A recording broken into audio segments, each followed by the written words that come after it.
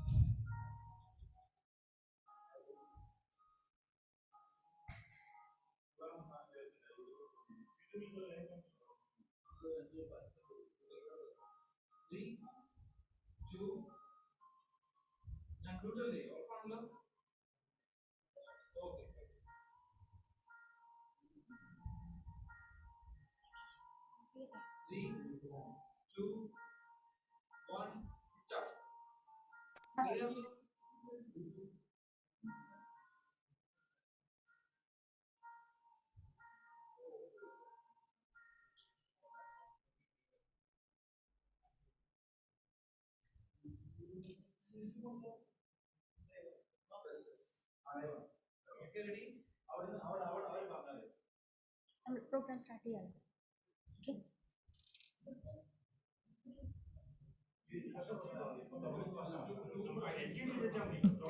Okay.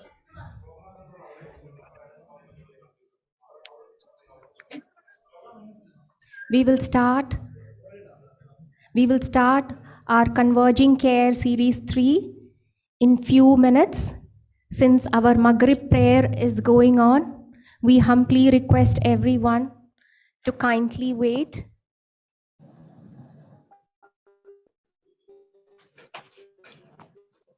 Today we are having an exciting series, that is Steps for Pharmacist License in Canada, requesting all the registered members to kindly log in and be with us for 1 hour and more.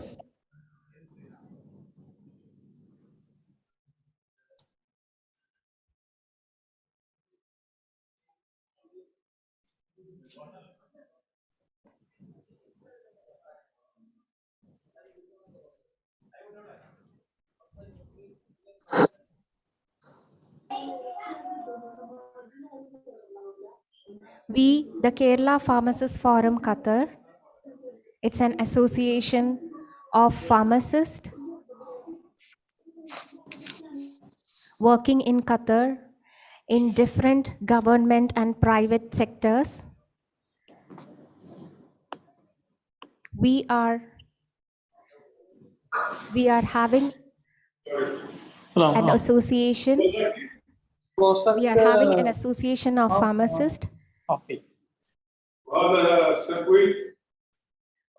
Okay. We, the Kerala Pharmacists Forum Qatar, is an association of pharmacists working in different private and government sectors under one roof. We are performing various associational organizational activities. So one among them is this educational or the career oriented activity under the presidential leadership of Mr. KP Ashraf. We are having various subcommittees handling different sessions. They are the educational, careers, events, registration, licensing. So anyone, any pharmacist who are interested to know more about our organization,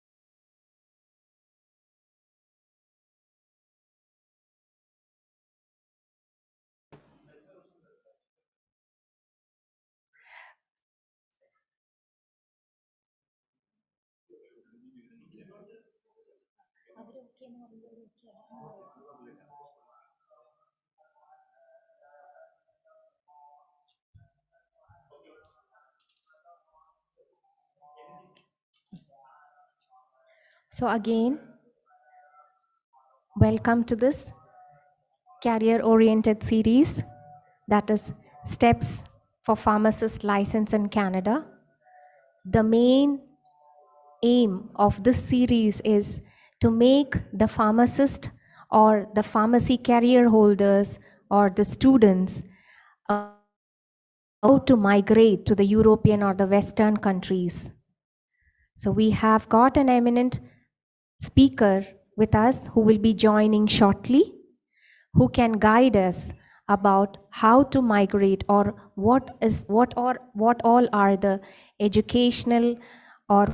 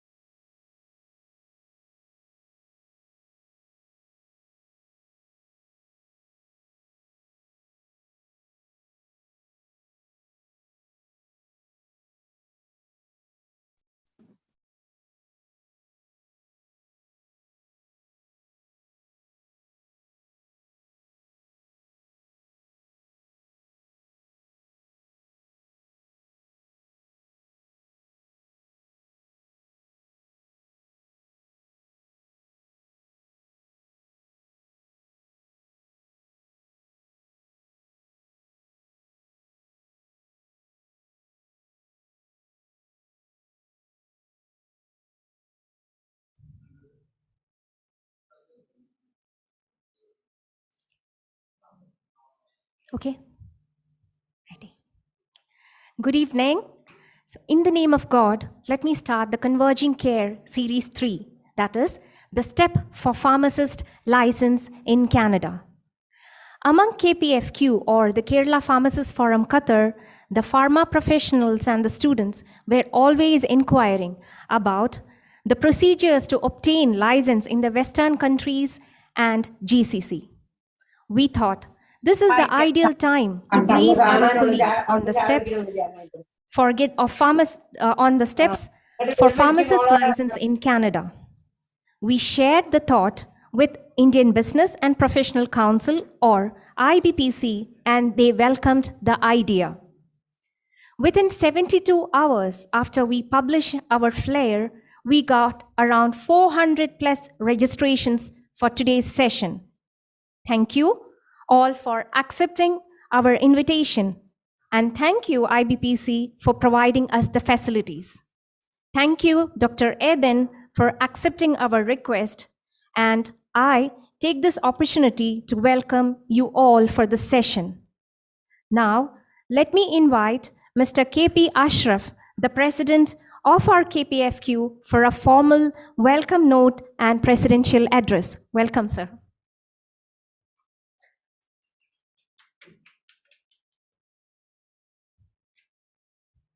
Thank you, Jyoti.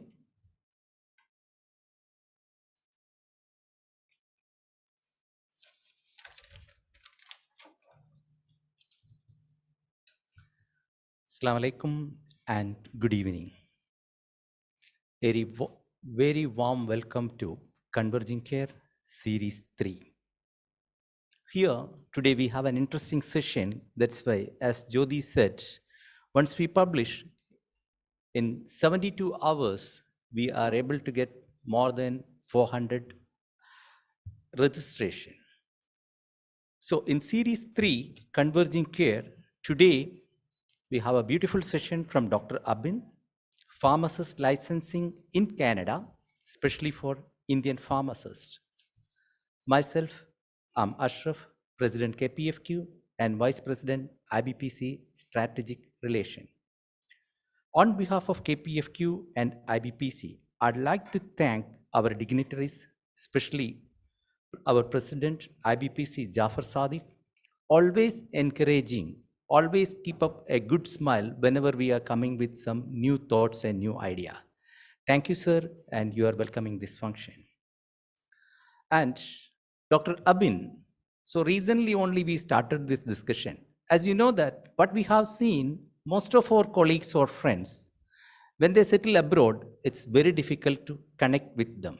But once we discussed the same, Abin was so happy to associate with us. He said, yes, let me see my off days and I'll make sure that I can conduct a detailed information how they can secure the license. And I'm sure that today, Friday is the only off day in Qatar for most of the pharmacists, those who are working in private and government. And Friday, Canada, he's working, even though he's adjusting his time to make sure that there will be a good session for our pharmacists. Thank you, Dr. Abin, and welcome to Converging Care Series 3. And I'd like to welcome our advisory chairman, he is not here, and the members, and all our KPFQ members. I'm sure with us from Dubai and other countries also, the people they are joining to understand what are the steps. On top of that, there are parents, pharmacy students, and teaching faculty also joining with us today to know that how to secure or to understand the way this is how the new generation they are looking for. Let me talk a little about KPFQ. KPFQ we established in 2015 and we associated with IBPC. IBP is under the aegis of Indian Embassy of Qatar, and we have almost 400 plus members expecting to reach 500 very soon. As you know that KPFQ, we have a clear thought process where we want to take our professionals. Empowerment of pharmacy profession and professionals in all sectors by organizing seminar, conference, networking, and workshop to make sure that what are they needed to complete and how we are achieving our goals. To support us, we have different subcommittees. We have a team, they are working hard to develop our academics. Then for career guidance, basically this program, it's heading by our career guidance team. Then we have a beautiful information system and members welfare and media, arts and events. These are the subcommittee that we have in KPFQ. Talking little about converging care. So in converging care, we engage and educate ourselves together, enhancing the quality of care for our patients, family, caregivers, and communities. In converging care, all the association they registered under IBPC, they are together, especially the healthcare professionals. Again, coming to IBPC, we are exploring the new opportunities for all healthcare professionals when we are talking about converging care by enhance, encourage, educate, engage, enrich, and empower. I'm sure that all of us, we have almost 400 plus people, they are waiting, eagerly waiting for Dr. Abin's session. So you all will enjoy today's session. And Dr. Abin, he's a PharmD, he's a Doctor of Pharmacy and MSc, and now he's working in Canada. And today's our moderator is Ms. Jyoti Jaipal. And once again, thanking each and everyone for attending this function and enjoy the evening. Thank you.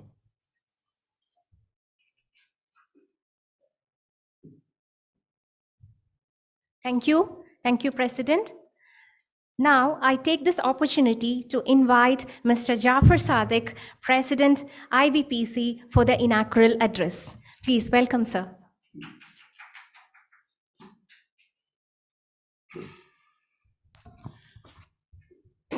Good evening, Assalamu alaikum to all, and all our viewers who are online and members over here in Vice President IBPC, Mr. Ashraf, and President of KPFQ, Membership Committee of KPFQ, and our speaker and our everybody who's here to listen, Dr. Abin, he's joined from Canada. Good evening and Assalamu alaikum to all. KPFQ is one of the associate organizations under IBPC, and we are really proud of the activities, what they do, especially in this series 3 of Converging Care. Today, what we are going to listen from Dr. Abin about how we can obtain license in Canada for pharmacists. Pharmacist plays a very vital role in healthcare, including the doctors, the nurses. It's also one of the main bodies who play a vital role in the healthcare system. And we are really proud of the KPFQ's activity, especially in the COVID pandemic time in Qatar. And when I used to get in touch with members of KPFQ, they were always available with all the exercise and all the expertise of the medicine. And not taking much time of yours, I know we all here eagerly waiting and to hear Dr. Abin. I was really amazed when Ashrafji said that the day they put this flyer out and there are 400 and more people registered for this. I know there are a lot of people online to hear Mr. Abin. Okay, thank you very much for having me. Thank you for inviting me. I really appreciate all the best to you all. Thank you.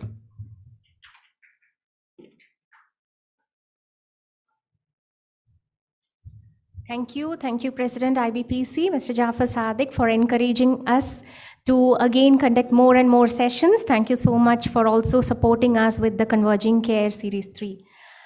Now, this is the most exciting session of today's evening. We have an eminent personality, Mr. Ebin Chandrakumar, who is joining us from Canada to explain more on this topic.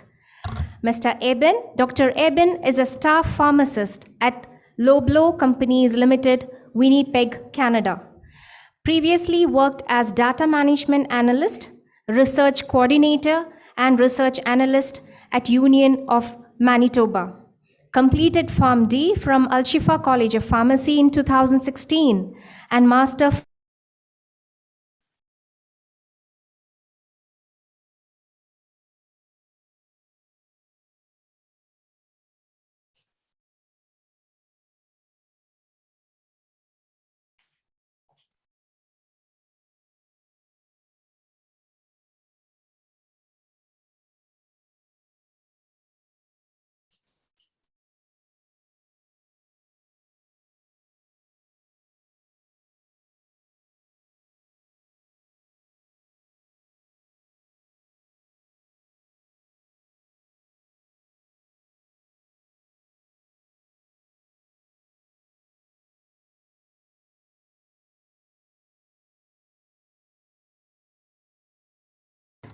the pharmacist license in Canada.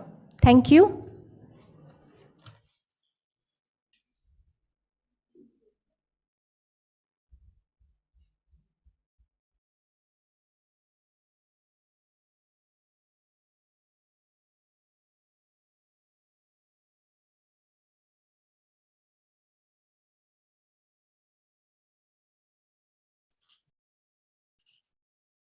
Thank you for the introduction.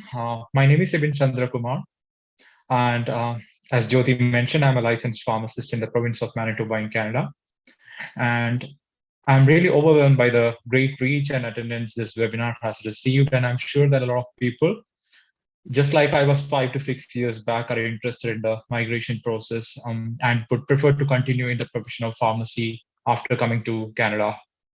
So I hope that I would be able to do justice to the task assigned to me, and hopefully by the end of this session, I'll help you familiarize with the steps involved in the licensing process for a pharmacist in Canada. So without any more wait, I'll start my presentation.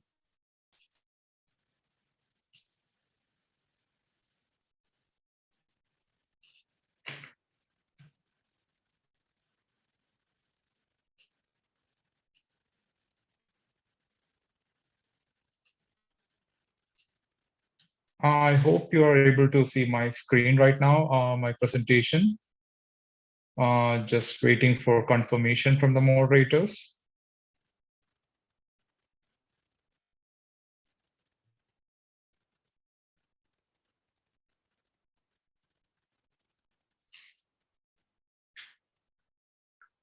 Thank you. So I'll proceed with the presentation. So as with almost all presentations, I'll start with the disclosure statement. I hereby declare that I have no actual or potential conflicts to disclose in relation to this presentation. So in this presentation, I'll be discussing primarily the Canadian pharmacist licensure process for Indian pharmacy graduates as promised in the poster. Then I'll be going in detail through each of these steps. And frequently there are questions regarding difference between pharmacy technicians, pharmacists, and pharmacy assistants in a Canadian pharmacy setting. So I'll be discussing very briefly about technicians and assistants and how they're integral part of the pharmacy operation here. Finally, I'll also briefly explain about the current, most frequently used immigration pathways to Canada. Canada, as you all know, it's the second largest country, and it's comprised of 10 provinces and 3 territories. Most of these provinces and territories have their own pharmacy regulatory authorities, which is equivalent to the state pharmacy councils back home.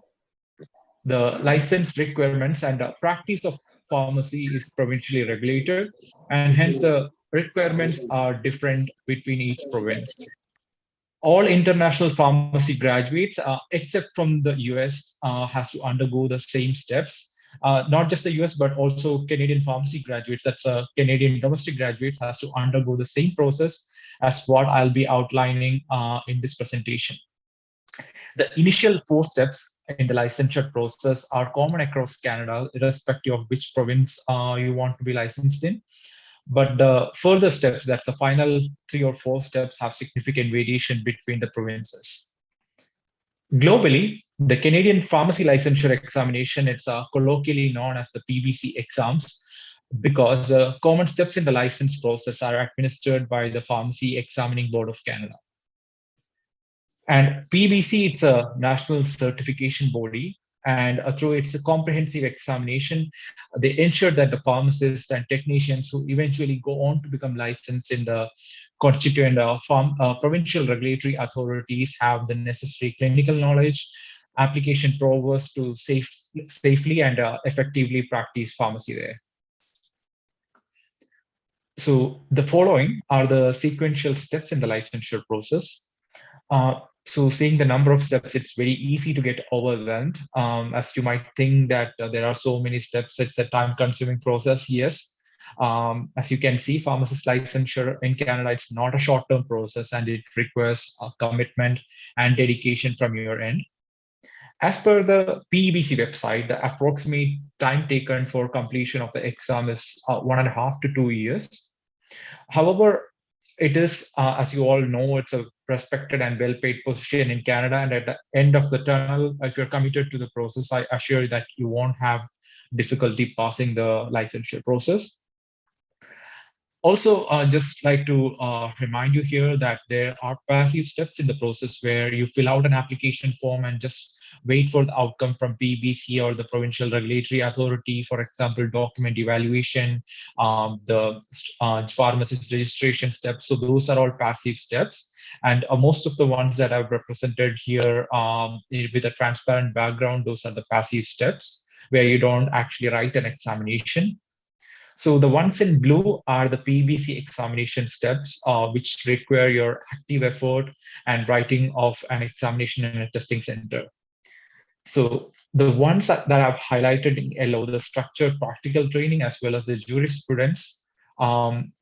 Jurisprudence is a law examination, and you learn most of the laws during the internship. And structured practical training is just the internship process that you'll be undergoing. So those can also be considered as kind of a passive process where you're not like taking a rigorous examination process, unlike the evaluating or qualifying exams part 1 and 2. So moving on to the actual steps. First is the registration with the Pharmacist Gateway Canada. Since 2014, every new international pharmacy graduate must start their licensure process through registration with the NAPRA, which is the National Association of Pharmacy Regulatory Authorities. And it's a constituent or umbrella organization with, it's an umbrella organization with provincial regulatory authorities as its constituent members. The portal, that's a gateway portal, provides candidates with information regarding how to apply and complete the PBC examination. And also it provides an outline on what are the licensure steps specific to each province. You can check out this website using the URL that's here, that's ipgportal.pharmacistgatewaycanada.ca. Once you complete the registration in the portal and of course complete the fee payment, you will be provided a national ID number, which will be your unique ID throughout the licensure process. The portal acts as a repository of your credentials and the PBC examination results, and a provincial regulatory authority can access when you apply for provincial registration after completion of your PBC steps. So once you have that NAPRA ID, you go to the PBC webpage and create a profile in their candidate portal to start the first PBC step, that is the document evaluation. This process checks your foreign educational credential to confirm that the pharmacy degree you completed is valid and is equivalent to the Canadian pharmacy program. So the minimum academic requirement to successfully complete the document evaluation is a 4-year undergraduate degree pharmacy from a recognized university. So I would like to reiterate it, it's just a 4-year undergraduate degree in pharmacy. So you do not need, you do not have to have a pharm degree or a 6-year continuous program in the same university to apply for a Canadian pharmacist document evaluation process, which is the first step in the licensure process. You then use the PBC portal to fill your basic information, educational credential, and your current pharmacy license status. That's which province, which state of India you're currently licensed in. If you hold any other license, for example, if you hold a license in Qatar, you need to let them know that you currently have an active license status there. So once you complete the application process, they'll generate a PDF of the application form with a list of documents which needs to be submitted to the PBC. And the documents are the ones that I've outlined here. So it's the first one is a document evaluation printed application form, which is properly certified. So it can be either certified by a notary general or a commissioner of oath. And a second one is the document to support identity. So usually we provide them with a copy of the passport. You do not have to send your original passport. You just need to send an authorized copy. And since it's a valid international document, there shouldn't be an issue if you're submitting your passport as a proof of your ID. And then you also need to provide documents to support your graduation and licensing. So that involves sending them your degree certificate. Again, not the original one, just a notarized copy. However, you need to send an original copy of your transcript, which is stamped and sealed from the university where you completed your pharmacy program. It should not be sent from your end. It should go directly from the university to the Pharmacy Examining Board of Canada office in Ontario. And also, like I mentioned, the licensing. So the good standing certificate, it should also go from, for example, Kerala State Pharmacy Council. They should send it directly to the Pharmacy Examining Board of Canada. And finally, you need a passport acceptable photo, which was taken within the last 1 year. So these are all the requirements or the required documents that you need to submit to the Pharmacy Examining Board of Canada for them to start your document evaluation. And the validity of the document evaluation or the result of the document evaluation is 5 years. So you need to complete at least the first level of examination within 5 years of completing the document evaluation process. So this is the PBC portal, a screenshot of the PBC web page. As you can see here on top of the page, you see a candidate portal button. So you click on that button and it'll take you to the application process. Also, you can see there are options for pharmacists and pharmacy technicians. Pharmacists, that's what like most of us will be applying. Pharmacy technician, so you need to like have a diploma with a pharmacy degree unless like you have been rejected during document evaluation process. As far as I'm aware, you won't be eligible to do a pharmacy technician evaluation. In this presentation, I'll primarily be focusing on pharmacists with a brief overview regarding what a pharmacy technician does. I won't be going much into the detail of pharmacy technician licensing process.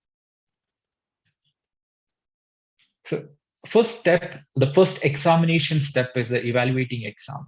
So once you successfully complete the document evaluation, the PBC, they will provide you with the PBC ID, which is similar to the NAPRA ID, and it's a very specific, that's a unique ID which must be included in all your communications that you make with the PBC. Moreover, the examination results, it's published. When it's published, it does not contain your name, but a list of all PBC IDs that successfully completed the exam. So it's very important that you retain that PBC ID as well as NAPRA ID throughout the licensure process. So evaluating exam, like I mentioned, it's a first PBC examination that all international pharmacy graduates must clear, except those from the United States who are exempt from taking this step. You are eligible to apply for this examination after your document evaluation is deemed successful by the PBC. The examination, it primarily checks your basic understanding of pharmacy topics with more direct questions and less application questions.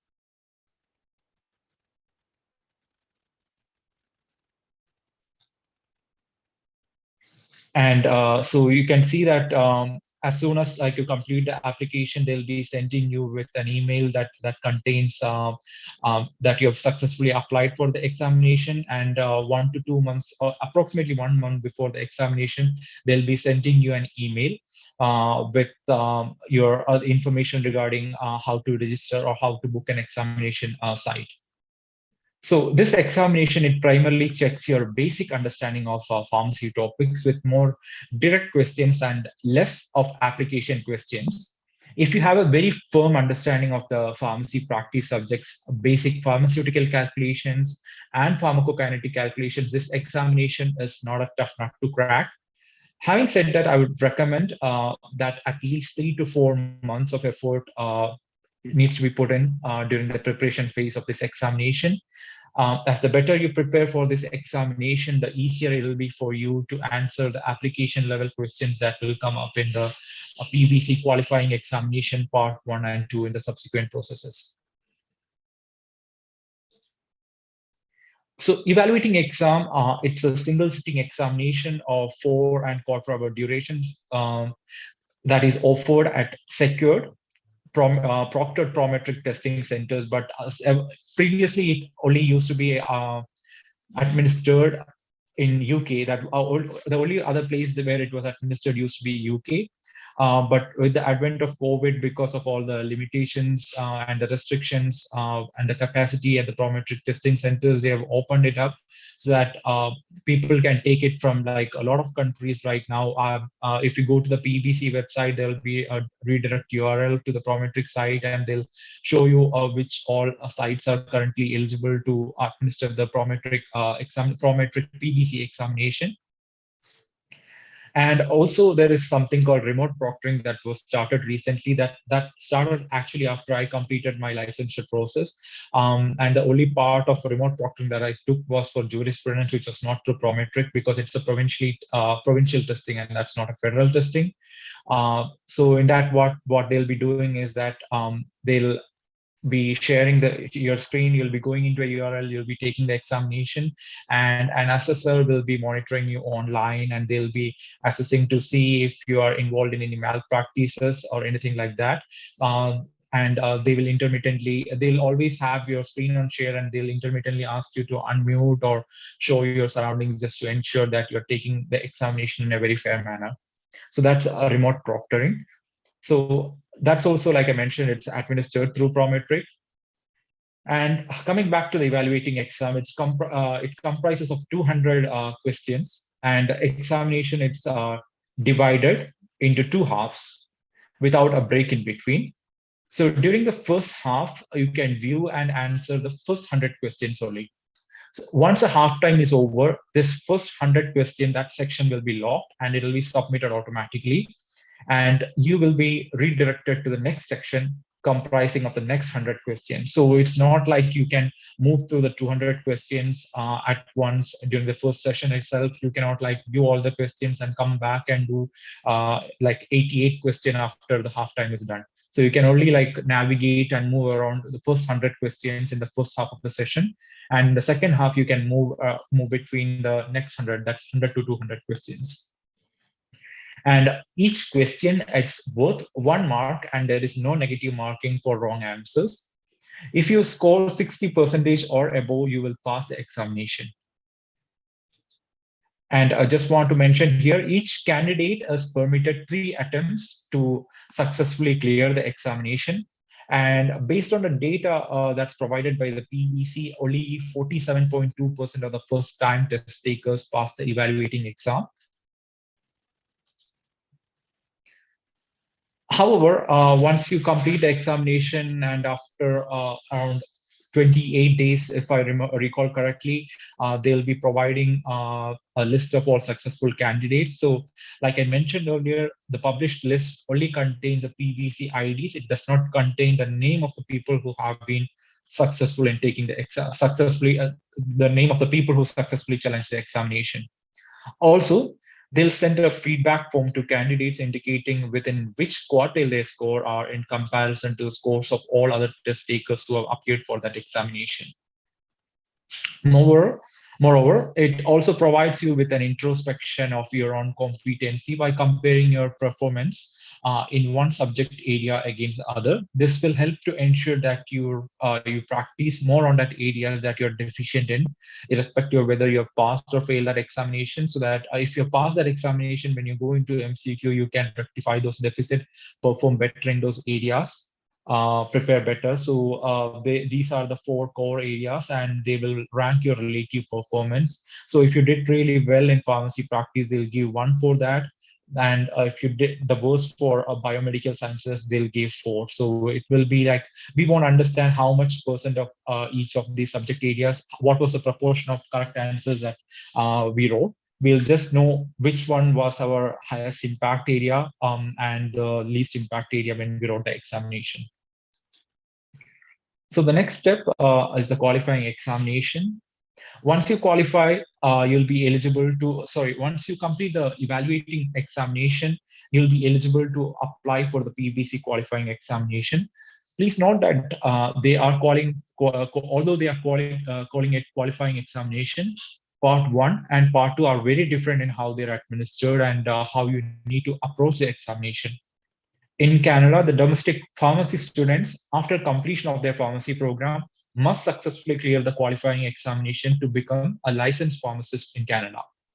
This process ensures that even domestic candidates who have not acquired necessary skills during the pharmacy program are restricted from practicing the profession.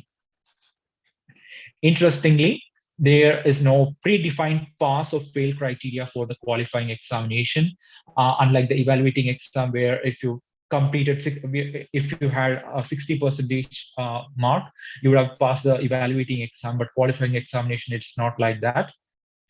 Because it's inevitable that some exams will prove to be slightly easier and some will be slightly more difficult. And because these are application type questions, unlike the evaluating exam, so what they do is that a representative group, they will conduct a thorough review of the content of each examination and determine the minimum number of questions that must be answered correctly on the exam in order to pass that exam. So even for two candidates who sit in the same examination room, you won't be getting the same set of questions. So there will be difference in the questions that you will be getting. And because you cannot be directly compared your marking or your performance in one examination, because its application type cannot be like compared against your peer who is sitting for the same examination. Each question paper, it will be having a different pass score. So it's a complicated process on how they do it, and more information about this reference-based pass-fail standard that can be found on the PVC website. So I'll move on to the part one of the qualifying examination. Just like the evaluating exam, it's a multiple choice question format. And it's very similar to the evaluating exam because this one also comprises of 200 questions. A slight difference is that it's 4.5 hours in comparison to 4 hour 15 minutes, which was there for the evaluating exam. And just like the evaluating exam, this examination also comprises of two parts. First part is the first 100 questions, then the first section will be locked at halftime, and you'll be able to answer the next 100 questions after the halftime. However, unlike the evaluating exam, you need to have a very firm understanding of Canadian pharmacy practice, national laws, and national guidelines to pass this examination. Moreover, this examination is application type, as you all know, and hence you need to have an in-depth understanding of different treatment options, contraindications, how you would manage a patient scenario and all. So next part of qualifying examination, qualifying examination part two, also known as OSCE. It is an open book examination that takes place on a separate day, and it's a completely different administration scenario in comparison to the evaluating exam and the multiple choice question exam. That's a qualifying examination part one. This examination is not administered by Prometric. This examination is not administered by the Prometric, but PBC directly administers it with the help of provincial regulatory authorities. The examination, it comprises of a series of stations, including simulation stations where you encounter common clinical scenarios. There are 13 stations, out of which 10 are interactive stations, 2 are non-interactive stations, and 1 is a pretest station. So in the interactive stations, what happens is that you will be interacting with a standardized patient or a standardized healthcare professional who are actors. They'll be coming up with a scenario. So they will be like already trained by the PVC in what kind of scenario that they are going to give to you. You'll be having reference materials in a room, and once these patients or standardized healthcare professionals who are actors will come into the room, you have 7 minutes to assess them and ensure that you are completely solving the scenario. So in this scenario, what will happen is after 20 seconds, this actors, they'll enter the room. You have the opportunity to quickly skim through the references, because each examination station, examination room, it will contain references on hand. So you can quickly check to see if it's a monograph or guideline or something else. It provides you a rough idea about where the interaction might be headed. For example, if it's a monograph regarding tamsulosin, you can like foresee that probably this patient is coming with something regarding a BPH, or it's regarding an interaction that involves tamsulosin. And then you will start asking the patients questions in a format called a scholar MAC. So it involves asking questions such as symptoms, characteristic, history, onset, location, aggravating and remitting symptoms, their medication, alcohol and caffeine intake, as well as cigarette smoking. So these are the things that you'll be asking. That's a mnemonic: scholar, symptom, characteristic, history, onset, location, aggravating symptoms, remitting symptoms, medication, alcohol, caffeine, and smoking. And using these questions, you try to understand the scenario. Then you use this information to solve the query or the potential issue that they've identified. For example, a patient who's coming with insomnia, which was induced by diuretic at night, which can cause nocturnal diuresis. So for this, you have to ensure that you're thoroughly interviewing them, you're asking their medical history. If they're speaking about insomnia, you don't just recommend like a medication for them over the counter. You thoroughly examine the history of the patient to ensure that they are not having a drug interaction or a drug induced side effect which is causing that a reaction that they're currently experiencing. And that is very important because if you just answer or just provide a recommendation, you won't pass that station. You need to ask the significant questions that are relevant to the patient's situation, and solve that scenario completely. Otherwise, you might receive a fail or a moderate pass in that, or like partial completion for that scenario. So assessors, they have a key and they'll be using it to check if you have asked the questions correctly and whether you have solved the scenario correctly. Like I mentioned, there are three possible outcomes: fully pass, marginal pass, or fail for each station that's marked by the assessor immediately. And the final result, it's based on what was your aggregate performance. It's not dependent on just like one or two stations. It's dependent on your overall performance. So if you didn't do well in like 2 out of 10 stations, that doesn't mean that you're not going to pass the examination. If you like perform really well in the next 8 stations, then I'm sure that like most of the candidates, despite like not having done well in the 2 stations, they're going to go ahead and pass the scenario. So non-interactive stations, it primarily like comprises of checking a prescription to ensure that there are like no interactions, or like checking to see like you have a prescription, there might be vials with labels, checking the prescriptions against the vials to see like if it has been like completed correctly, if there are any issues with the medication. And those are the things that you'll face in a non-interactive station. You just need to write it down on a paper. So this thing, it's not like marked or assessed immediately by the assessor, because there is no assessor in a non-interactive station. There is no actor in a non-interactive station. It's just you all by yourself in those two non-interactive stations that you're having. And then, like I mentioned, the one pretest station, which can either be interactive or non-interactive. It's called a pretest station because it's not a actively marked station. So all they do is that they are using it as a quality control kind of scenario for the upcoming examinations.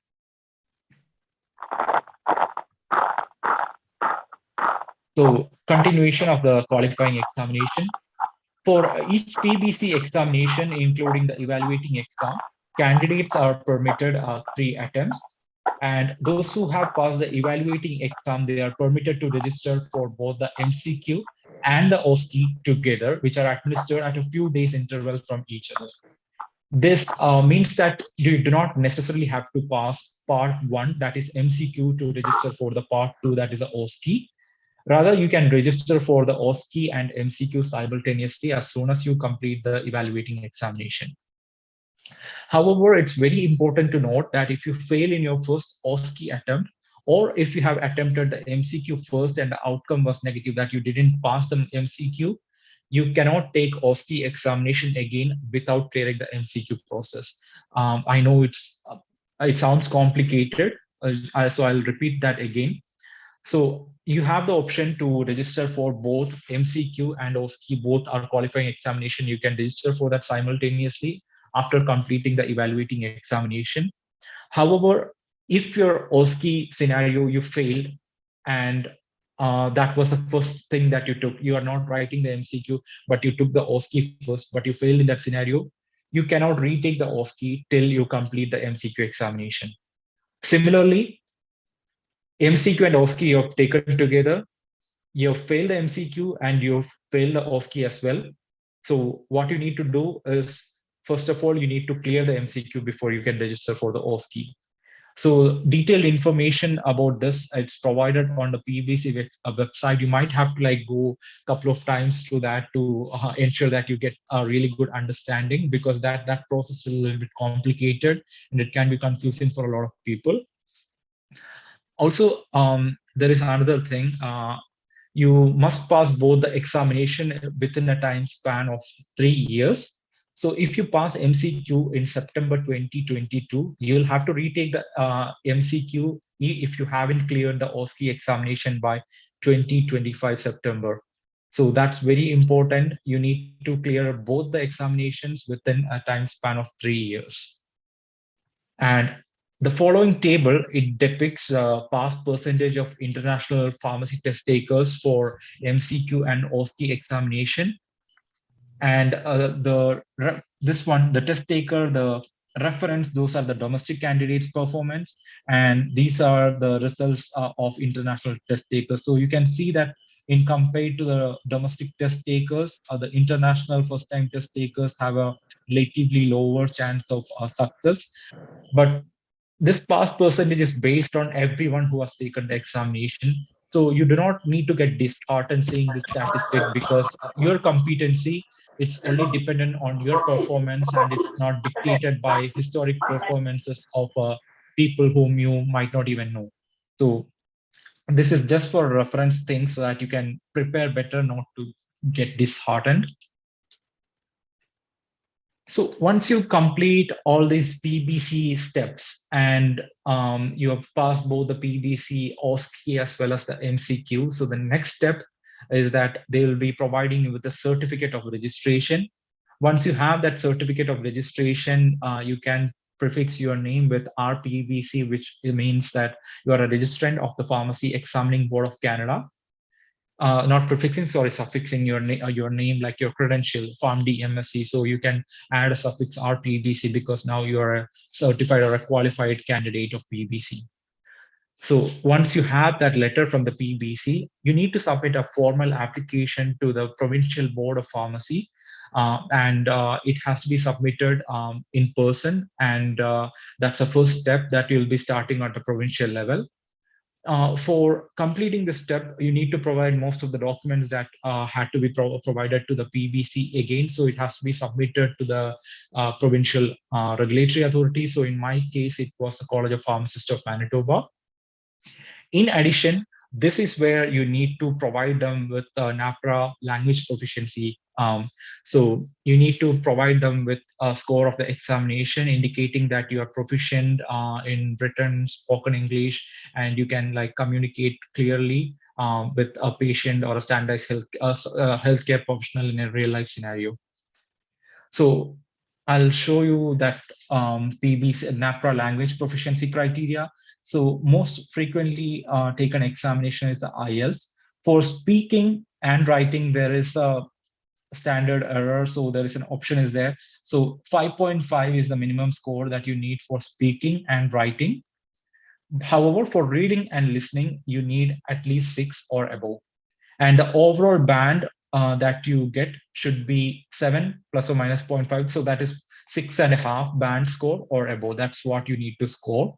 And I also took IELTS examination. There are people who take TOEFL. So as you can see, this is the criteria that you need to get for passing a TOEFL language proficiency examination.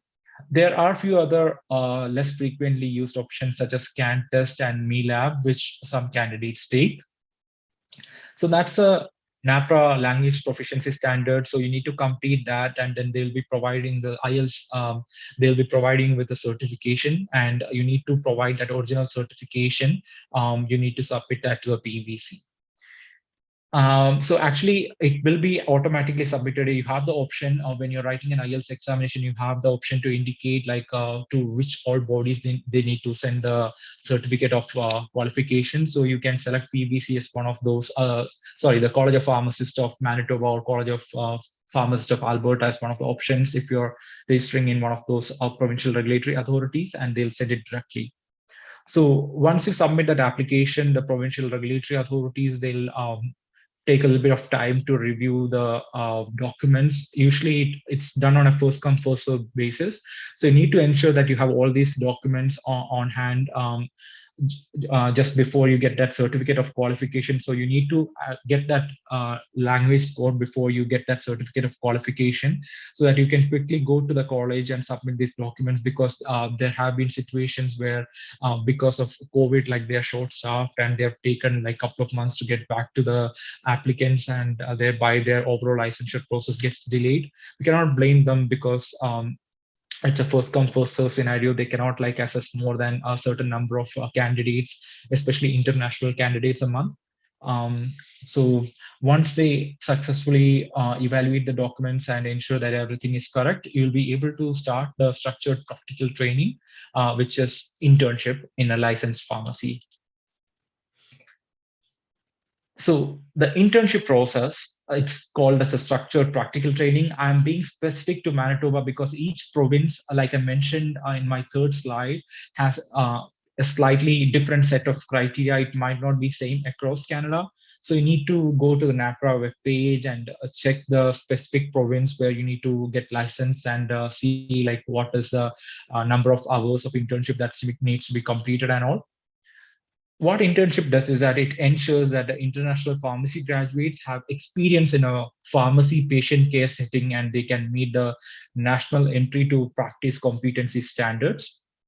Once you start the processing, you can approach the pharmacist. Once the college start the processing of your documents, you can approach the pharmacist or pharmacy managers in community pharmacies who are willing to, and see if they're willing to take you under their supervision.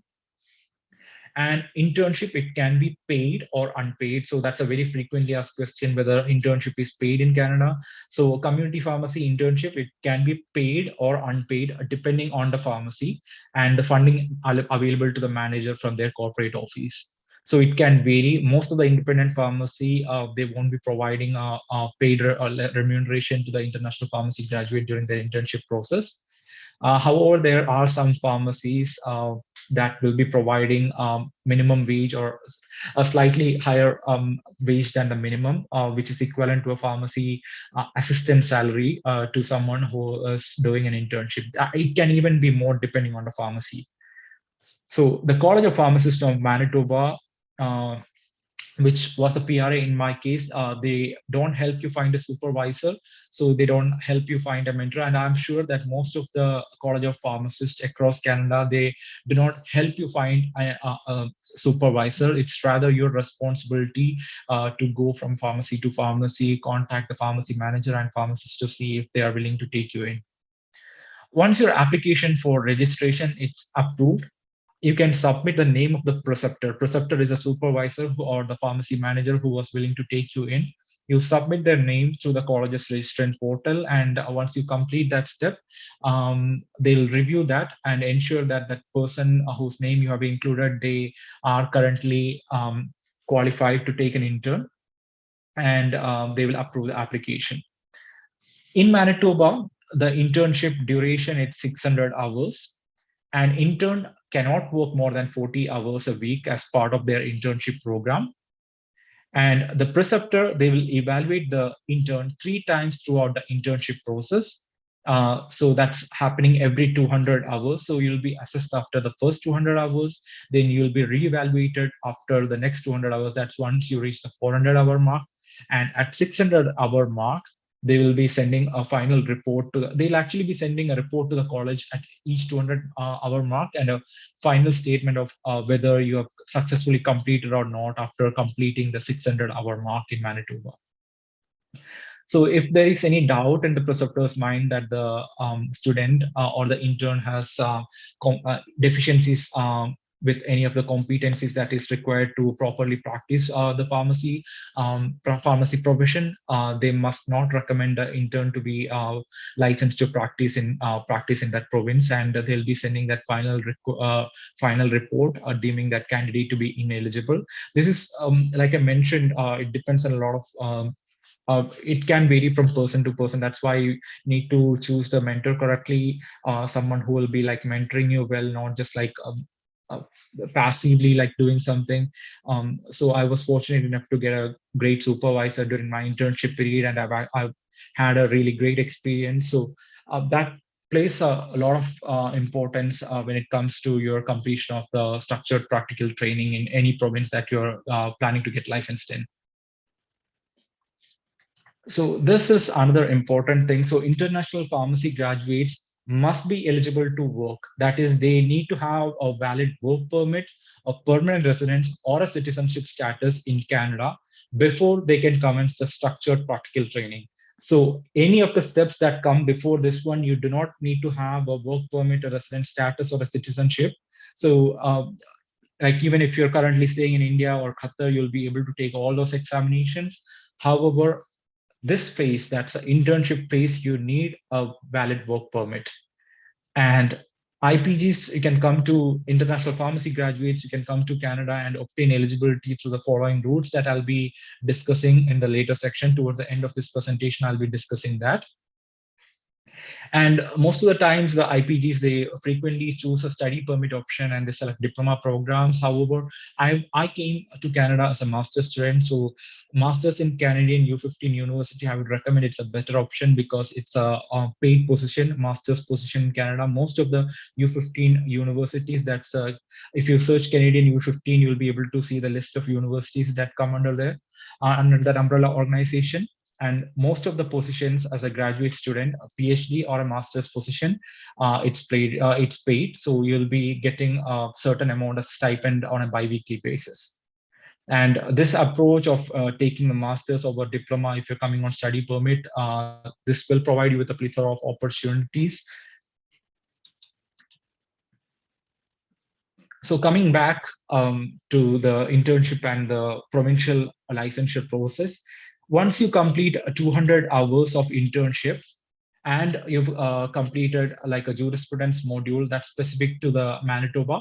So here it's administered by the University of Manitoba. You need to complete this 200 hours. So the first 200 hours out of the 600, once you complete that 200 hours and have completed this UFM jurisprudence module, you'll be able to apply to the college to sit for the jurisprudence examination. And this examination is offered remotely once a month. So like I mentioned, it's a live proctored examination. You'll be sitting in the home.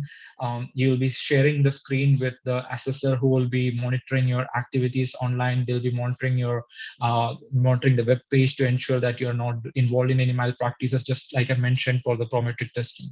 This one, however, it's not administered through prometric in the province of Manitoba. It's through a different testing organization. And the jurisprudence examination in Manitoba, it comprises of 85 questions, and they'll be testing your understanding of the Canadian law, the pharmacy practice process involving dispensing drugs, the ethics of the professional practice, all these things. You need to score at least 70% of the questions you need to answer correctly for you to pass this examination. And this examination, it comprises of fill in the blanks, multiple choice questions, and also descriptive questions. So license registration, that is the last step in the licensure or the registration process in Canada. Once the PRA confirms that a candidate has effectively completed all the requirements to be licensed, he or she will be registered with the college as a pharmacist. So your qualification or that registration, it's specific to that province. If you want to move to a different province, you need to write the jurisprudence examination and pass that examination for that province. For example, if you're moving from Manitoba to Ontario, you need not take all these examinations again. You just need to take the examination, the jurisprudence examination for Ontario, and you need to provide a good standing certificate and also language. Again, in some cases, if your language proficiency proof has expired, you need to retake the language examination again and submit it to the Ontario College of Pharmacists for them to like evaluate and provide you licensure to practice in that province. And annually, you need to renew the license. However, there are requirements. So you need to practice for a minimum of 600 hours in the previous 3-year period. So once you become a pharmacist, you are currently registered as a pharmacist. You cannot work in some other profession and then come and renew your license on an annual basis, you need to work at least 600 hours in a patient care setting, a community pharmacy or a hospital pharmacy setting during a 3-year period so that you can renew your license. And also, you must participate in a minimum of 25 hours of professional development learning activities annually between November 1 and October 31st. Out of this 25 hours, at least 15 should be accredited by that provincial regulatory. It's a continuing pharmacy accredited program should be completed, so CPE. And you need to have a professional liability insurance. So professional liability insurance, it's 2 million Canadian dollars per incident and 5 million Canadian dollars annual. So that is a liability insurance that you need to take. It is approximately $250 per year for getting that professional liability insurance. There are a lot of insurance agencies that will be providing you with that professional liability insurance. But if you're working in a chain pharmacy, most of the time you don't have to pay that $50. The corporate or the chain itself, they'll be providing you with that liability through their own dedicated insurer that they have. And also for renewing, you need to have a current criminal record check that was completed by the police, and also an adult and child abuse registry check. So you need to provide these two documents, which is updated every 5 years. You have to provide it to the college so that you can renew the license.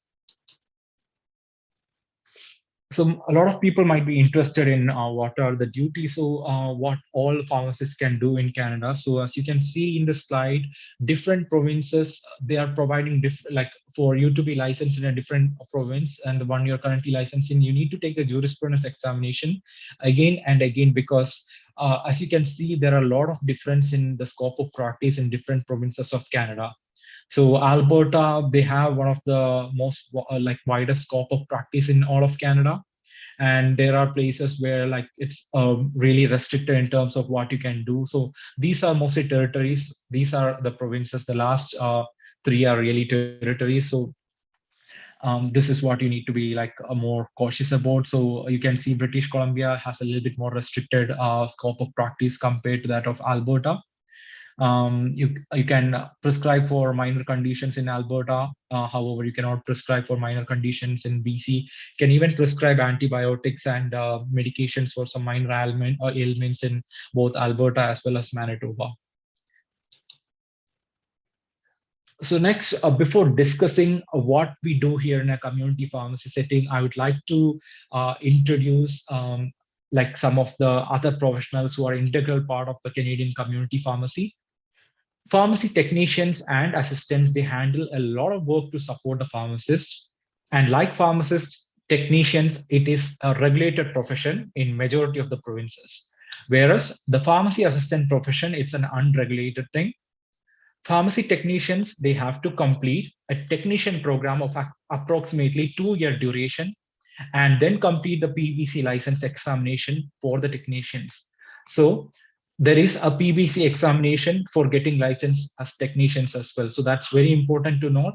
They'll also be taking examination which are similar to our MCQ and OSCE. For them also it's called MCQ, but the next one is OSPE, not OSCE like the pharmacist. And examination content and the questions that are administered, it might be different based on what examination you're taking. It might not be exactly the same examination that is administered to pharmacists, because the technician scope of practice, it's relatively limited compared to that of pharmacist. So some duties of assistants and technicians, there might be some overlap. But I'll be comparing in the next slide, I'll be comparing the duties to show in detail what they can do. So these technicians, they have an expanded scope of practice, like I mentioned, that that helps them to be more effective in comparison to assistants, and the pharmacists can therefore assign some of the duties to the technicians and focus more on patient-focused clinical services. Some of the examples of differences, these are not the only differences, there are a lot more differences. I'm just highlighting a few of them. So they can review the prescriptions to ensure that they meet the legal requirements. So they can quickly check and confirm whether the legal requirements, for example, a narcotic preparation or a narcotic prescription, it should be written within the past 3 days on a template called M3P in Manitoba. So they can check to confirm that all those legal requirements are met before accepting a prescription. But if they're identifying a drug-related problem, they need to refer that to the pharmacist before discussing that with the patient.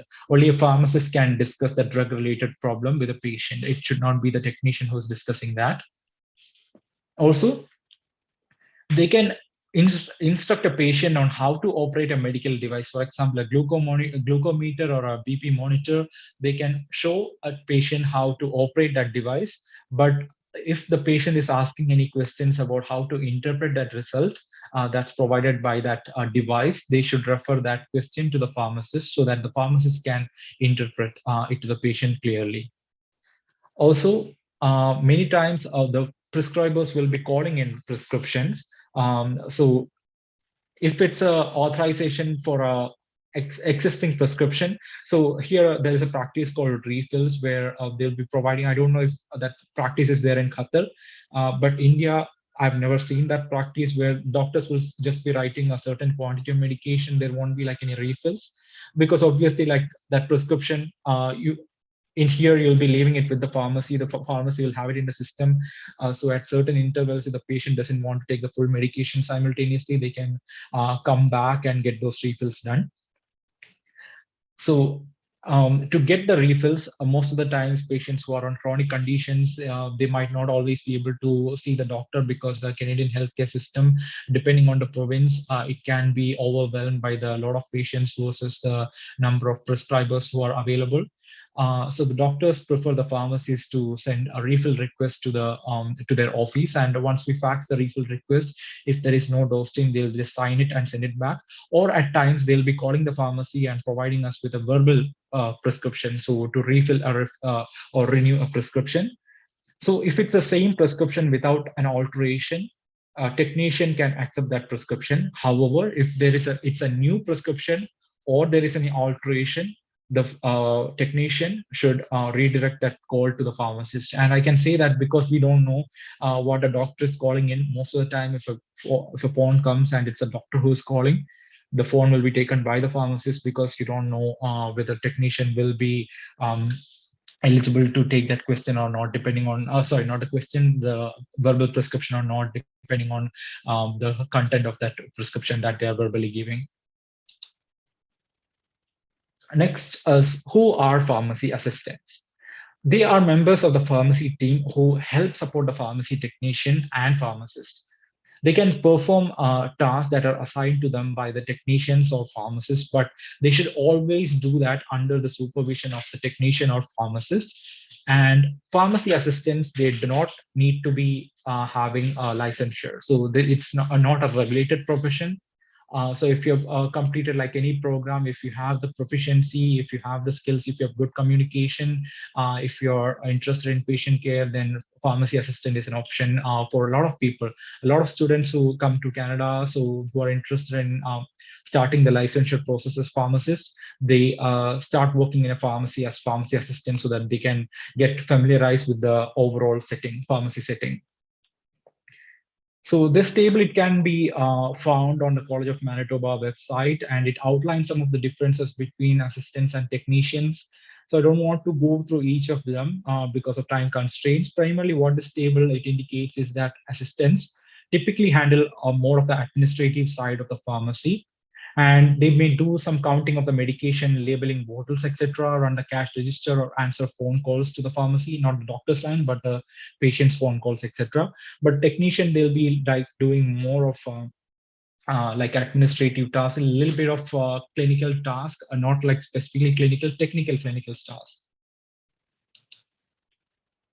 And this is a very frequently asked question. So what's the national or the salary that's there for the pharmacist, technician, and assistant? Many people who are planning to migrate is really interested in the salary scale of each of these positions. This data is from Indeed, and it provides a fair representation of the hourly salary for each of these positions. These numbers, it can vary between the provinces and also within the provinces, depending on where you're currently looking. Rural salaries, it's usually higher than in cities, obviously because of lesser competition. So pharmacists, the national average is around $48. Technician, it's between $20 to $26 usually, and assistants, it's 14 to 18 to $19, depending on the province and depending on the location, like I mentioned. I'm sure this is a dry topic, but having discussed the licensure process and the staff working in the pharmacy, it is very important to give a general idea about what you as a pharmacist will be doing in a Canadian community pharmacy setting. So the pharmacy workflow, it comprises of a series of steps designed to ensure accuracy and safety while processing prescriptions and eliminate mistakes and time-consuming reworks. Workflow, it can be divided into these 6 tasks, and pharmacists usually do the verification, product check, and the counseling duties. The remaining duties are divided between the technicians and assistants depending on available staffing proficiency of the staff members. So the first one is the prescription intake. This process involves receiving a prescription from the patient directly, or sometimes the prescriptions come through faxes from the doctor's office, or sometimes, like I mentioned earlier, they can even call in a prescription verbally. For each prescription, we do a triaging based on the urgency of which medication the prescription is for and provide an estimated pickup time. For example, if it's a pediatric case, we'll obviously like expedite that, especially if it's an antibiotic or things like an EpiPen, because those things cannot wait. If it's a chronic medication the patient has been continuously taking, if it's just a refill kind of thing, we'll usually be setting that up for later in comparison to the more urgent kind of prescriptions. Next step is the data entry. This step involves entry of the information by technician and assistants. So prescriber name, medication name, dose, quantity, refill, and instructions for use are input into the pharmacy management system. Next step is the prescription verification, which by itself is comprised of two separate processes. That's a data verification and clinical verification. In data verification, the pharmacist will be conducting a thorough review of the prescription to ensure that the information entered by the technician matches the information on the scanned prescription. And they confirm that it meets all the provincial as well as the federal regulation. Clinical verification, that's the second part of verification, involves checking the prescription to ensure that there are no red flag interactions, contraindications, therapeutic duplications, etc. And it's during this time that if we are seeing any interaction or like any relative contraindication that can be managed with counseling, we add counseling note to the patient's profiles that we can bring that up with the patient when we are dispensing the medication. Next step is filling. So the filling during this step, so the assistants, they'll be counting the medication, placing them in the vials. So am I audible right now? I just want to confirm because I think my headset is not working. Can anyone confirm, please?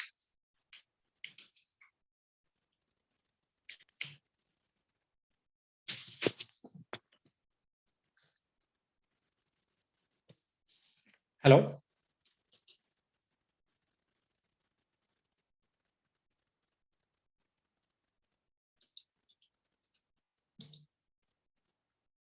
Thank you for confirming. So I'll continue with the presentation. So during the filling step, the assistants will count the medication, then they'll be placing the medications in the vials, use safety or non-safety caps based on the patient's preference, and then they'll be attaching a vial label which contains information on how to take with vital auxiliary labeling. So next step is the product check. During product check, the pharmacist checks the shape, size, color, and engraving on tablets or capsules, and cross-check that against the data in the pharmacy management system to confirm that the right medication is being provided to the right patient. We'll be able to see an image of the prescription again. So we'll be checking that, we'll be reading that prescription again and checking that against whatever is written on the vial label to just confirm and double check that what we are giving is correct. And once we complete the product check, we'll approve the prescription and the receipt gets printed at this stage and it goes into dispensing and counseling.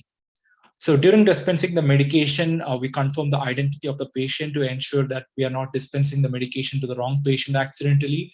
And then during the counseling phase, for all the medications, it's important that we provide counseling to the patients, irrespective of whether it's a new prescription or a refill prescription. So we'll go over the medications, confirm what they're using it for, and ensure that they are properly educated on how to use this. And this is a time when we'll be reading out the notes to them. So we might have prepared like some of the notes based on what we found during the clinical verification. If there is a potential for interaction, for example, if the patient is taking alendronate in the morning and they also need to take iron supplement, or we counsel, or calcium supplement, or we counsel them to take that in the afternoon so as to avoid any interaction with alendronate. So if we don't do that counseling, sometimes the treatment won't be effective, as you all would know. So it's a very important step. And after counseling, we need to document the counseling information in the patient's profile.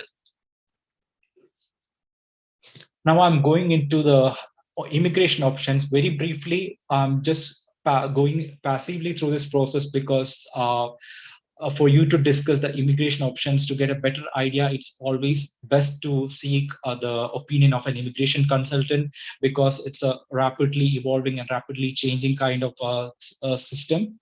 So what I'm saying right now, it might not be the exact same thing that might be there tomorrow on the Canada immigration website. So I don't want to go into the details of that.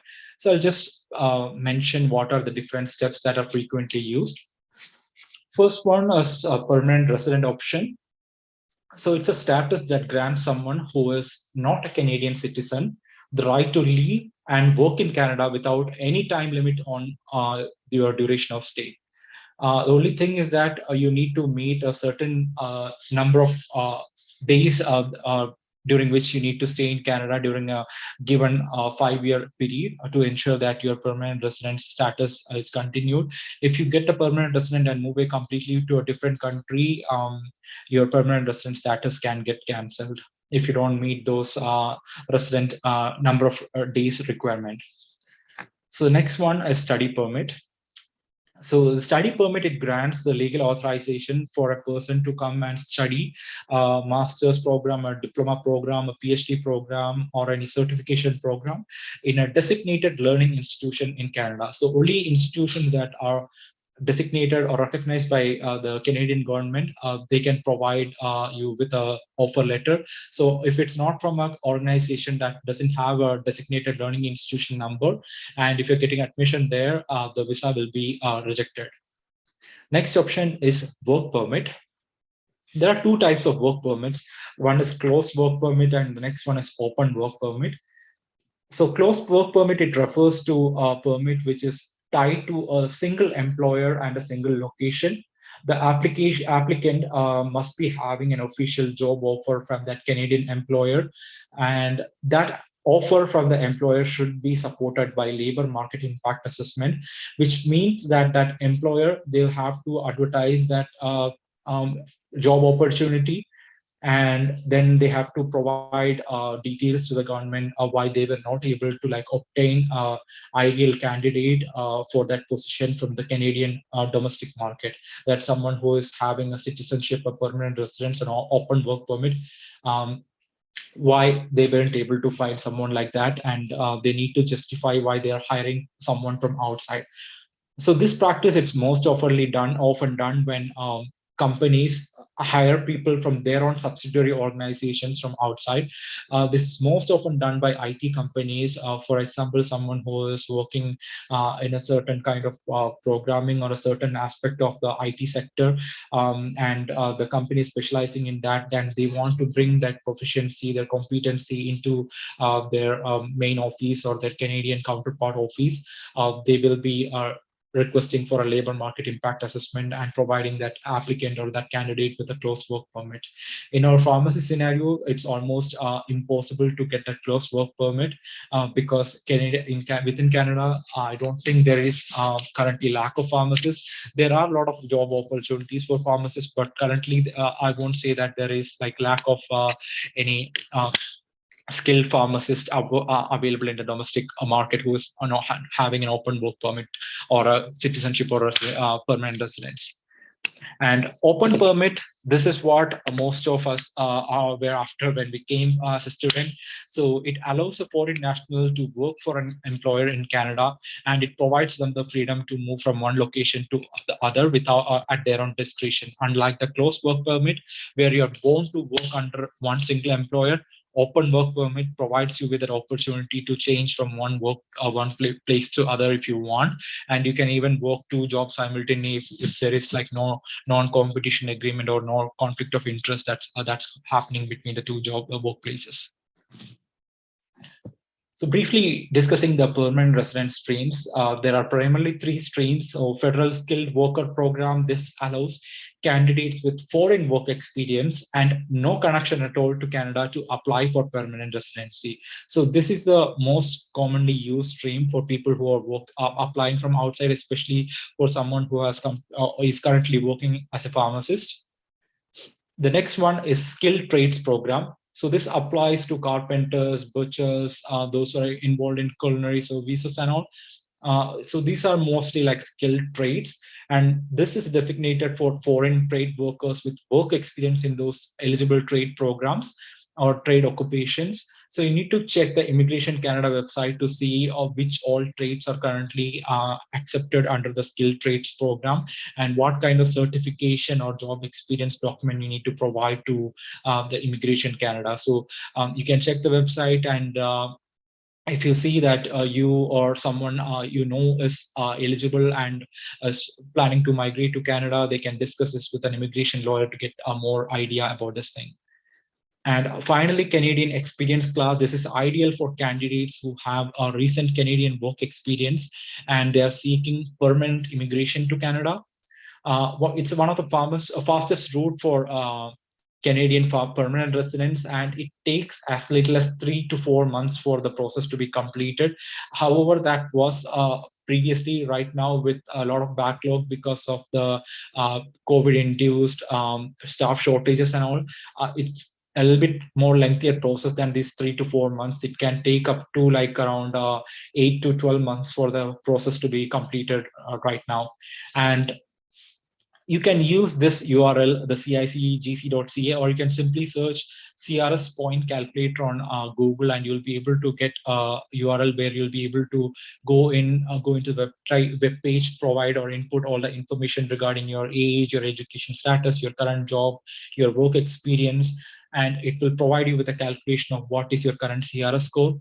You can compare that against the last 3 or 4, usually like last 2 to 3 years of the point cutoff that was used for determining the the federal skilled worker program minimum cutoff, and see if you are meeting that criteria. So this is a very frequently used option, including me. A lot of people have come to Canada using this option. So you come to Canada on a study permit, either as a master's student or diploma student or a PhD student. Once you complete the studies, you apply for open work permit, which is called as postgraduate work permit. So for most of the 2-year program, the stayback period is 3 years. And during this period, you'll be able to work with any employer and gain that very vital Canadian experience. And once you have that Canadian experience, you apply for permanent residence stream. That's through the Canadian experience class stream. And once you have that Canadian experience class stream, your PR application, like I mentioned, will be approved. And after completing a certain number of years of stay in Canada as a permanent resident, you'll be able to apply for Canadian citizenship. So that's a very frequently used method to come to Canada, to immigrate to Canada, and to gain the Canadian citizenship. So I'll go over some of the frequently asked questions. After this, you can ask me like individual questions if you want, and if the time permits. So the first one is, do we need pharmacy experience from home to start license process in Canada? So the answer is no, you do not need experience from abroad to start the licensure process, or rather you only need to have completed a recognized pharmacy program from an approved university, which is minimum duration of 4 years in length. So you do not need experience in any country outside Canada to apply for the pharmacist license process. Next question is, are there pharmacy related jobs that don't require license in Canada? Pharmacy assistant positions don't require license in Canada, like I mentioned during the slide. There are some provinces where technician job is not regulated, or you can be a technician in title without having the license and still do most of the non-regulated tasks that can be done by a technician. You will be paid in technician scale as well. So Canadian, a pharmacy assistant, and to some extent the technician job in some provinces can be obtained without having to complete a license, and you can work in Canada. However, you cannot be a pharmacist in Canada without getting that completing the licensure process. Moreover, in non-patient facing professions, such as in the pharmaceutical industry, irrespective whether it's a clinical or manufacturing unit, if you have a relevant experience, your academic background in pharmacy might be helpful, and you do not necessarily need to have a license to work in such professions. And next one is, which website can be used to get information related to exams and jobs in Canada? So you can get this information from the PBC website and also from the NAPRA website. Most of the information that I've used in this slide is sourced from these two websites, in addition to my own personal experience completing the licensure process. What is the approximate cost and duration to complete the licensure process? So I've given an estimate here. This is also derived, it's taken from the NAPRA website. The amount is approximately 7,000 Canadian dollars. As you can see, that it's a fee split up for each of the examination steps. Gateway Canada, the fee is $340. Document evaluation, it's $685. PBC evaluating exam, it's $880. Part 1 and 2 are $825 and $1,855 respectively. Application to the provincial regulatory authority in Manitoba, it's $766. Structured practical training in Manitoba, it's $340. Jurisprudence examination fees $197, and the final licensure or registration, that's $1,020 in Manitoba. So this amount is approximately 7,000 Canadian dollar, and it's equivalent to just about 4 lakh Indian rupees. And you also need to take into consideration that this is amount before the taxes. There will be taxes also that gets added to this amount. On top of this, you need to enroll in preparation courses to ensure that your preparation is thorough and streamlined and meet the examination requirements. There are different organizations that administer these examinations, this examination preparation. So some of the examples are Pharmacy, MISPA Pharmacy Training Program, Pharmacy. I don't have any conflict of interest, so I'm freely discussing about the name of some of the pharmacy preparation organization. There are more organizations, but these are the most frequently taken one. Others are like SolarX. So there are a lot if you're searching on Google. So choose based on what people have taken historically and how good of reviews that they're giving for those prep courses. Even domestic students, they take these prep courses, which can easily cost between $1,600 to $2,000 for OSCE program. And is it worth working in Canada? So that's a very frequently asked question. And it depends on a variety of factors, and the response, it depends on how well you're doing in your current life and your profession. Every country, as you know, it has its pros and cons. Canada, it might not be the best place to live in the world to make a lot of money. When the salary is combined with the high cost of living and even the higher taxes that you have to pay, making money is not always the best reason why people want to move to Canada. However, the country provides a free education, free healthcare for all, and it's very safe and secure place. And the climate, it can be an issue for many, especially in the province where I am currently in. That's Manitoba. The temperature can drop below -20 frequently, which can go up to -40 with wind chill during winter. And those are all like some of the cons. However, the profession of pharmacy, like I mentioned earlier, it's a well respected, it's a well paid profession. Once you have the license, you have the option to move between the provinces, and the jobs are plenty in Canada. It can be a little bit of struggle in the initial phase when you're preparing for the license process. You'll have to balance your work and your studies because of the number of steps that are involved in the license process. But I can assure you that with proper preparation, you'll see light at the end of the tunnel for sure. Talking about tax, I just want to show you a representation. This is income tax reduction for a person who earns for $25 hourly salary in the province of Ontario as per the new tax website. So you can go to this URL to do approximate tax calculation to see how much you will be earning if you earn a certain amount on an hourly or bi-weekly basis. You can see that approximately 1/3 of your salary it's getting taxed. So you do not get a tax-free salary, unlike some of the countries in Middle East or some of the regions in Middle East. I'm not sure entirely, but you only get a portion of it to take home.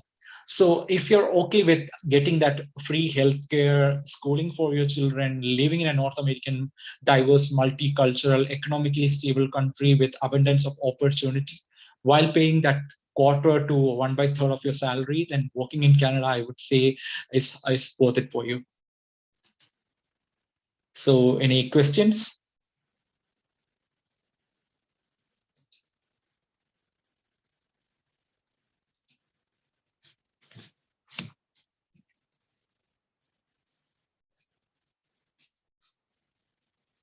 Thank you. Thank you, Dr. Eben, for this presentation. It was wonderful indeed, and also I hope many of the registered members could get the informations about how to migrate, and after migration, what are the steps to be taken, everything. A few more questions have come here. I would like to share with you. The first very interesting question is there any age limit for appearing for this exam? No, there is no age limit for appearing for the examination. The only criteria is completion of a 4-year pharmacy program. If your university is still approved and it's still there, and you're able to get transcript from the university after you turn 50, you'll be able to apply for the licensure process.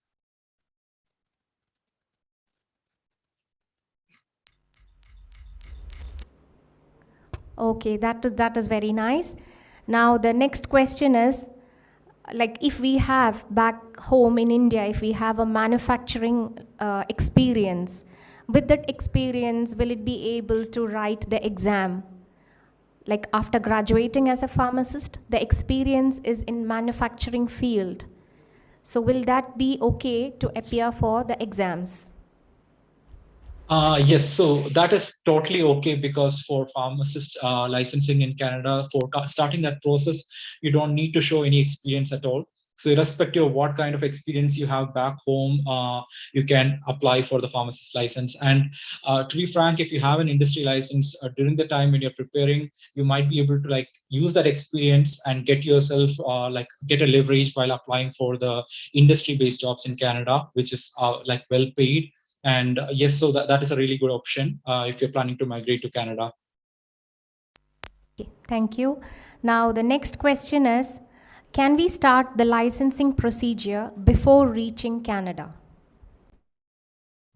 So yes, so anyone can start the application process before reaching Canada. There are a lot of candidates who are taking it from abroad as of now. There are a lot of my friends or people whom I know who are taking it from abroad. So all you need to do is that you need to send in you need to complete that NAPRA portal registration, then complete that PUBC portal registration as well, and then send the documents from your like India or Qatar with all the information that they're requesting for so that they can start that document evaluation process. You can appear for the pharmacist evaluating exam as well as the qualifying examination from any of the prometric testing centers that's available in your locality. And once you complete that qualifying examination, that is when actually you need to be in Canada so that you can start that internship process because you need a valid work permit to get or start working as an intern in a Canadian pharmacy setting. Much. Thank you so much. So with this, we are just winding up the question and answer session because Dr. Eben, the time frame or the time is totally different in Qatar, in India, as well as in Canada. So with this, we are winding up the question and answer session, but not the last. Every questions, every queries will be answered back via email, the registered email which you have registered or given us to us. We will send you all the detailed informations after getting the proper answer from Dr. Eben. So thank you once again on behalf of KPFQ. And I would like to call the program convener, that is Jinsi Mehboob, for the vote of thanks session.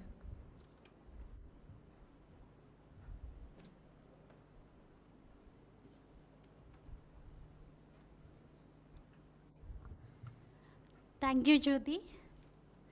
I hope you had a wonderful and fruitful session, gaining valuable insights from our speaker, Dr. Abin, who once dreamed, strived, and conquered his goal. On behalf of entire KPFQ team and the participants, I extend my sincere thanks to Almighty for making the event a grand success. Again comes our main speaker, Dr. Abin, who has guided us through the pathway to Canadian license for pharmacists in a very detailed manner. Thank you so much, Abin, for the valuable time spent with us amidst your busy schedule. I want to thank the President, IBPC, Mr. Jafar Sadiq, who has enlightened the ceremony with his inaugural address.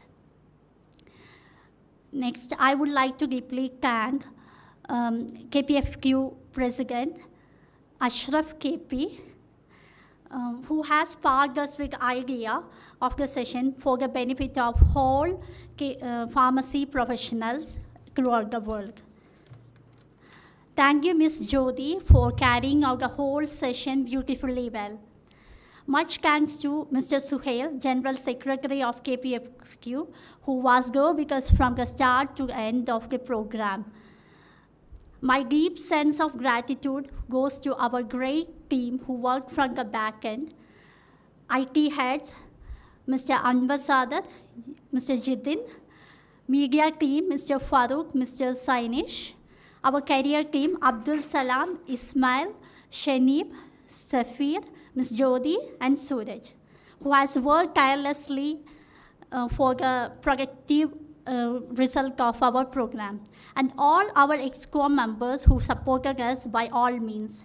Last but not the least, we are much thankful to each one of you who joined us and made it a grand success. We are much overwhelmed with your response. We would like to hear your feedback, so kindly respond to the mail we will be sending us shortly after the session. So once again, thanking you all again, and we will be coming back with another interesting session soon. So stay tuned to KPFQ. Thank you.